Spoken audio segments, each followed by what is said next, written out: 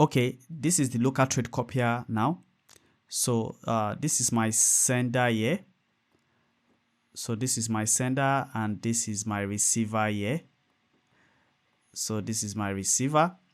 So sender, receiver. So I want you to take note of something. Now, yeah, if you can see the sender, let's check the settings here.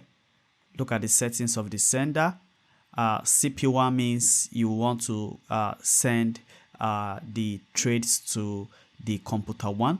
So let's assume you are sending trades to maybe like 3 trading accounts. So you can also use CP1. So it means other receiver are going to copy CP1. But let's assume you want to copy trades from 2 different accounts to 2 different accounts.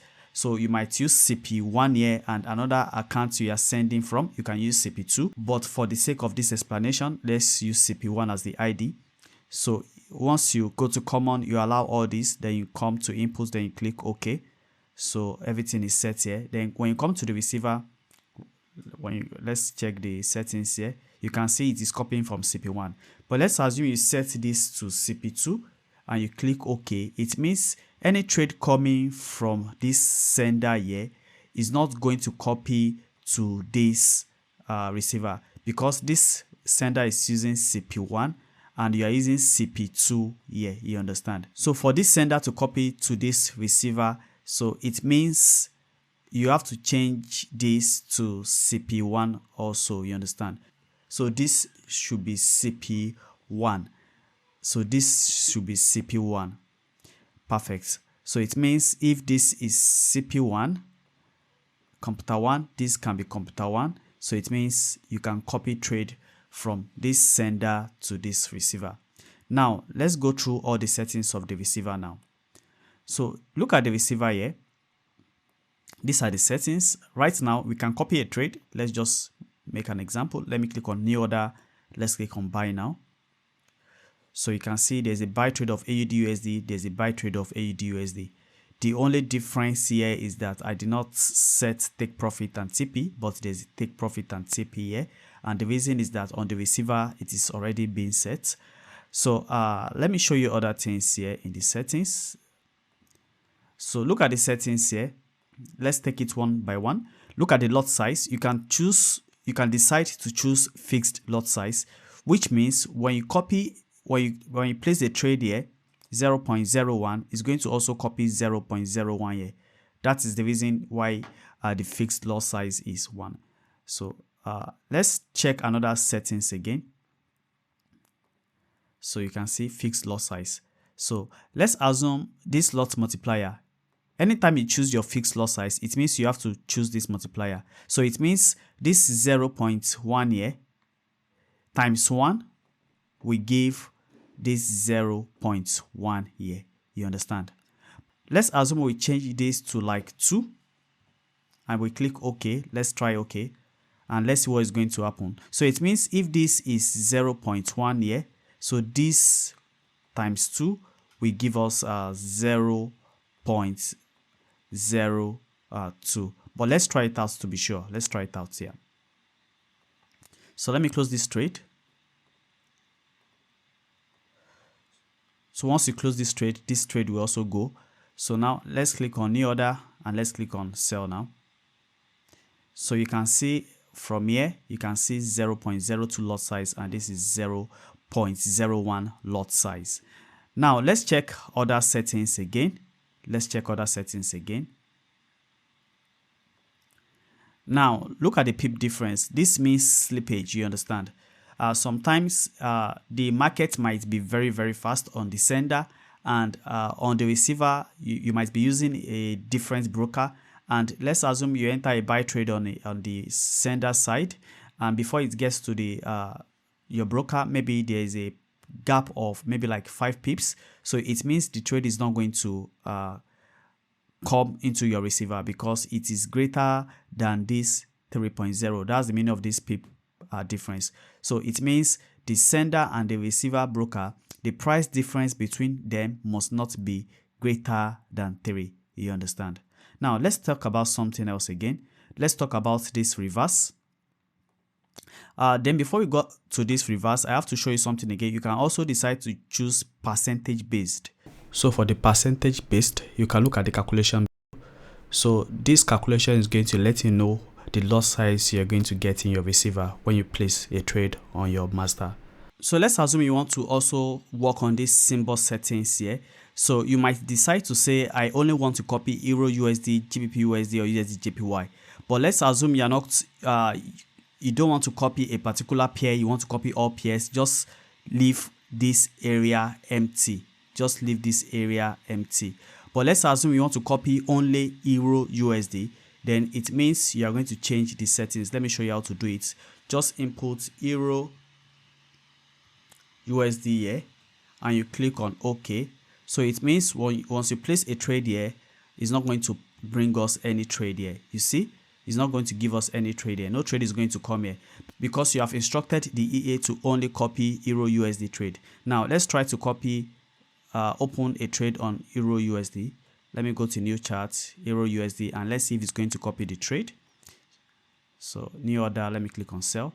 You see right now that it's going to copy Euro USD. You can see right there, it has copied Euro USD trade. So that is the settings over there. Now, let me quickly show you other things again. So let me try to reset that. Then let's assume you want to copy a particular EA. Maybe a particular EA comes with the comments settings, or it comes with a comment. So, and you want to copy that exact EA. Just put the comments of that EA here. Let's assume I'm giving the receiver an instruction to only copy any sender's trades when you see a comment of EA gold. So it means it's going to only copy this trade when it sees these comments. Let me click on OK. Let's try to close this right now.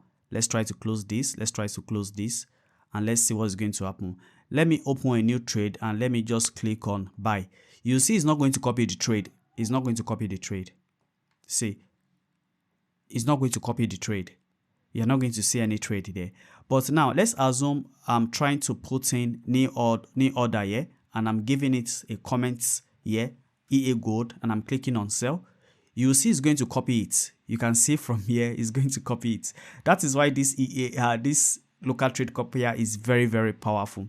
Now let me quickly show you something else again, why this local trade copier is very, very cool. I'm just trying to show you all these things now. Let me try to reset this area. So let's talk about this lot size filter. So it means you don't want to copy a particular trade from the sender until the minimum lot size is the particular lot size you are putting in here. So for example, I'm inserting 3.0. So it means the sender is not going to send any trade to the receiver until it has a lot size of 3.0. So the sender is not going to send any trade to the receiver. Let's try it out.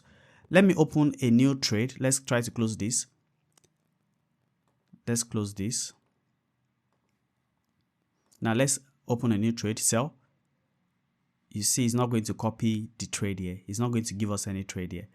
But let's try another thing. Let's try to open a lot size of 1.0. It's not going to copy the trade, but let's open a lot size of 3.0. It's going to copy the trade. See, it has copied the trade. And the reason it copied the trade is that I've already instructed this receiver to copy trade anytime you see a lot size of 3.0 on the minimum size to copy from the sender. And that's the reason why you're saying that there. I hope you are feeling me. Let's talk about the use custom SL and TP. So you might decide to say, I want to use a custom SL and TP of 10 pips. And that's the reason you are saying SL and TP here. And when I was opening these trades here, I was not putting SL and TP. But the reason why you are saying SL and TP here is because the settings here is true. Custom SLTP is true. Then use stop loss of 10 pips, use take profit of 10 pips. Now let's try to change all these settings and let's see what is going to happen. Let me set it to false. Then you see it's not going to use any stop loss or take profit. Let me close all these trades. Let me close all these trades.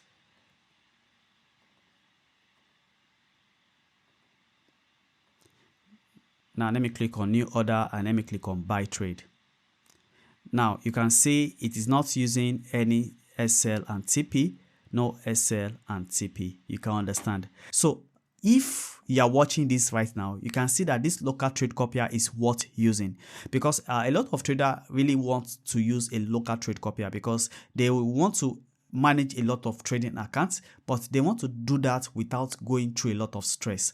And that is the reason I created this particular tool, so that it's going to help you try to minimize your stress while trading conveniently. So that is all for today's big review. I hope you are very, very happy seeing this. So if you feel like you want to lay your hand on this powerful local trade copier, you can go to the comment section below, or you can try to check the link below, and it's going to direct you to where you can get this local trade copier. And if you think there are other things I might have added to this local trade copier, you can also put that to me in the comment section or contact me through my Telegram section. So until you see my next video.